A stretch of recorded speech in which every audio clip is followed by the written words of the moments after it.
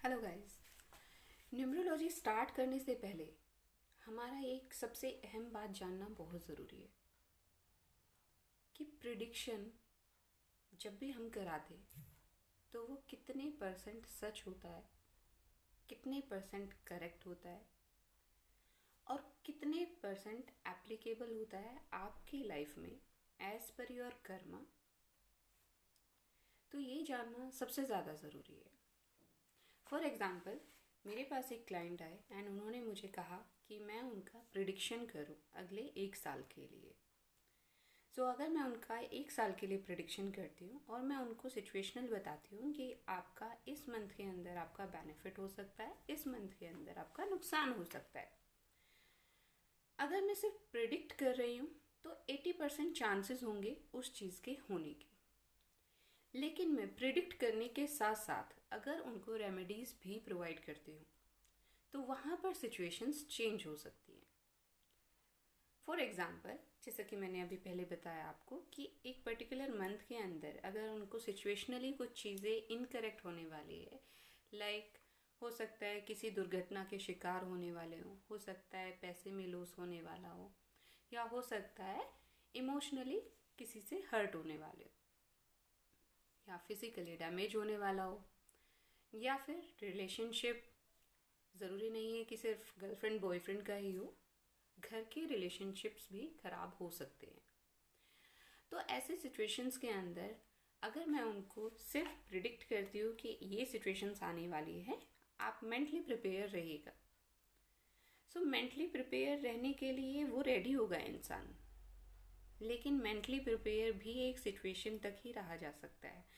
सामने वाला इंसान आपसे पूछेगा कि इसका कोई रेमेडी, कोई उपाय तो नहीं है जिससे हम चीज़ों को ठीक कर सके, या एटलीस्ट इतना कर सके कि हम चीज़ों को अपने कंट्रोल में ला सके।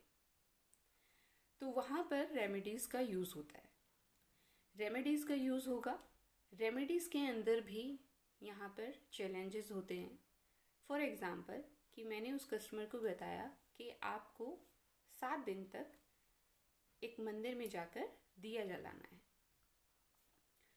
वो बंदा गया, मंदिर में गया, वहाँ पर जाकर उसने दिया भी जलाया, लेकिन या तो वो फैमिली प्रेशर में गया, या वो ये सोच कर गया कि अगर मैं ये दिया जलाऊंगा तो मेरी सारी सिचुएशंस सही हो जाएंगी, मुझे किसी बुराई का सामना नहीं करना पड़ेगा, या नेगेटिव थॉट्स के साथ कि अरे यार क्या करा रहे हैं मुझसे, मुझे तो समझ में नहीं आ रहा है, बस मैं कर रहा हूँ क्योंकि मेरे को कहा है। तो जो भी आपका मनोभाव होगा उस सिचुएशन के अंदर आपको उसी अकॉर्डिंग बेनिफिट मिलता है, एंड उस बेनिफिट से आपका जो भी लक होता है वो धीरे धीरे चेंज होता है। हो सकता है वो पॉजिटिव हो सकता है वो नेगेटिव हो। It's totally about your thought process.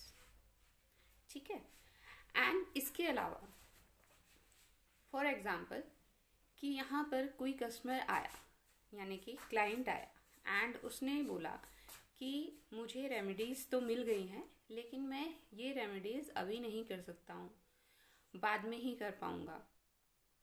लेकिन हम उसको एक चीज़ बोलते हैं कि ठीक है, आप रेमेडीज़ मत कीजिए, रेमेडीज़ करने के बजाय आप भगवान का नाम लीजिए, जितना हो सके आप मैक्सिमम भगवान का नाम लीजिए। या फिर आप, अगर आपको कोई लगे कि किसी की आपको हेल्प करने की रिक्वायरमेंट है, कोई ज़रूरतमंद है, आप उसकी सहायता कीजिए, चाहे वो फाइनेंशियली हो, इमोशनली हो, किसी भी तरह से। ऐसे सिचुएशन के अंदर अगर उसके भाव पॉजिटिव हुए, ये ना सोचकर कि मैं अपनी लाइफ को बेटर कर रहा हूँ, बट एक्चुअली अगर उसे लग रहा है कि कोई ज़रूरतमंद है और वो उसकी सहायता कर रहा है, तो ये आपके कर्मा में काउंट होता है। बोलते हैं ना कि कर्मा ही आपके जो भी भविष्य होता है या जो भी आपका पास्ट है उससे रिलेट करके आपके जीवन को बदलता है। तो यहाँ पर आपका कर्मा आ जाता है। कर्मा एंड रेमेडीज, दो चीज़ें ऐसी होती है जो आपकी प्रिडिक्शन को चेंज कर सकती हैं। वो पॉजिटिव भी हो सकता है, वो नेगेटिव भी हो सकता है। बट यहाँ पर जो भी आपका पर्टिकुलर क्लाइंट है या फिर आपके घर में कोई इंसान है जिसको आप बताना चाहते हो या फिर आप खुद पर अगर इस चीज़ को अप्लाई करते हो तो यहाँ आपको ये चीज़ें सोचनी हैं कि आप कोई भी चीज़ करते हो उसको पॉजिटिव मैनर के साथ ही करना है।